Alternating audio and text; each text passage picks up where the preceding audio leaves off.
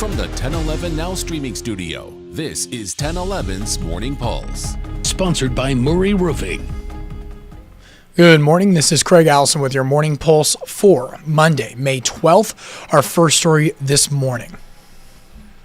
New information from a triple murder-suicide in central Nebraska Friday night. State Patrol says the triple murder-suicide happened at a home at Johnson Lake near Lexington. Investigators said Bailey and their two teenage sons, Hudson and Asher, had been stabbed to death by their dad, Jeremy, who then took his own life. We now know the parents were outspoken advocates for mental health and suicide prevention. Their Facebook page is called Anchoring Hope for Mental Health, Jeremy and Bailey Co.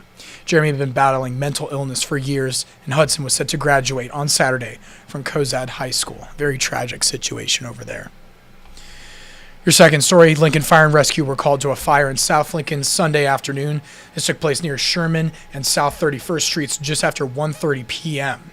According to LFR, a fire after a burning leaf started that spread from a fire pit to the house, causing $410,000 worth of damage. Fire also spread to a neighboring house and garage, though those only suffered minor damages.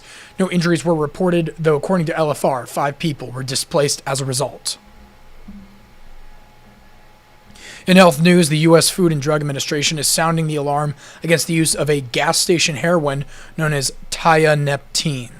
FDA issued a warning saying products containing the chemical are available at convenience stores, gas stations, vape shops, and online retailers, but has not been approved by the FDA for any use.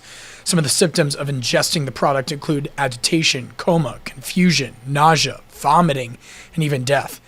Tianeptine is licensed in some countries and is marketed as an atypical antidepressant.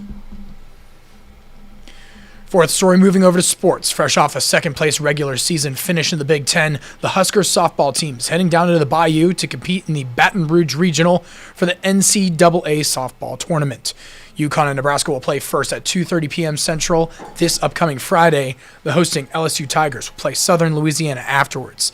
The game is not on TV, rather streaming on ESPN+, and the winners will meet on Saturday. And wrapping things up with your final story, singer Jadyn Cree from Lincoln is opening up about her experience on NBC's The Voice. She was selected by her coach Michael Bublé to advance to the semifinals of the singing competition show. This means tonight she will sing live in front of a national television audience. She says the pre-recorded bits are typically one take only, so she believes she'll be just as ready to hit the stage live. Cree's father, Brian Olson, placed third on season 25 of the show. You'll be able to catch her singing live tonight at 7 o'clock. That is your Morning Pulse for this Monday morning, and we'll wrap things up with a look at your 7-day forecast.